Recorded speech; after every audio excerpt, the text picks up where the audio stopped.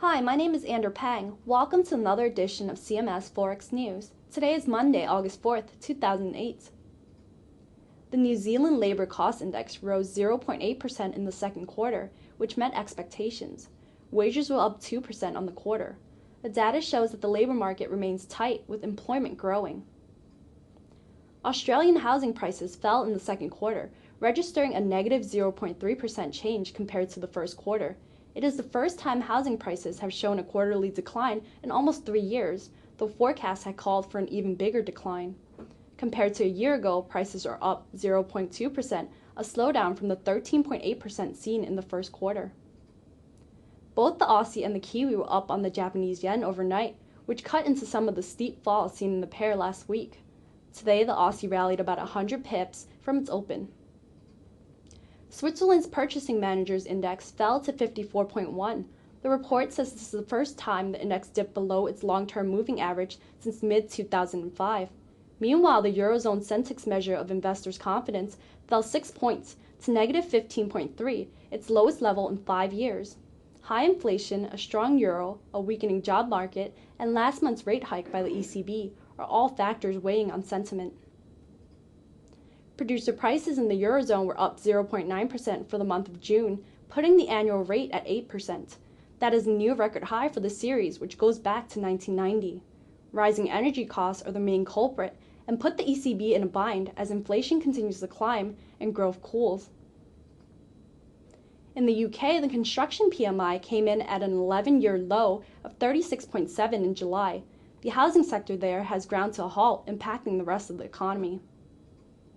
The euro-pound pair jumped in overnight trading and in the New York session as higher inflation would put pressure on the ECB, while weaker growth in the UK has put the Bank of England on the defensive recently. In the US, personal incomes climbed 0.1% in June, a steep drop-off from the 1.8% increase seen in May. May's figure was boosted by the government sending out rebate checks. This effect was less apparent in June. Spending was up 0.6%, which beat forecasts.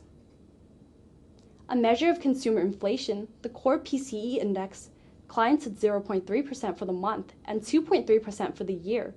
This index excludes food and energy prices and is closely examined by the Fed, which prefers to see the annual rate at or below 2%.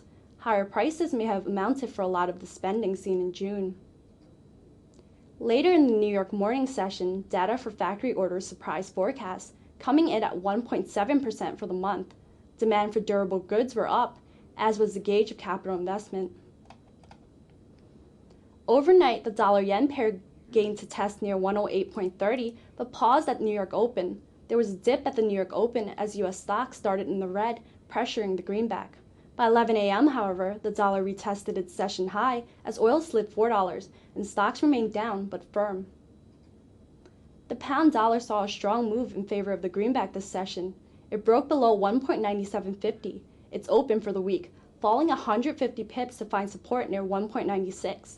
That's the lowest level for the pair since June 24th. The Fed has more room than the Bank of England to raise rates, and the market may be pricing in a more hawkish statement from tomorrow's FOMC decision.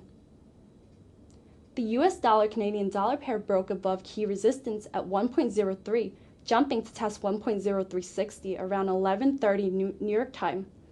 A fall in oil prices helped the greenback. For the day, the pair is up 80 pips and has rallied 140 pips since Thursday's test of 1.0220. Tonight, Australia releases its services PMI, while the Reserve Bank decides on interest rates. The UK and the Eurozone both post their services PMI overnight. The UK will also post industrial production data, while the Eurozone releases info on retail sales. Tomorrow, the US posts its ISM non-manufacturing index, and the afternoon brings the FOMC interest rate decision.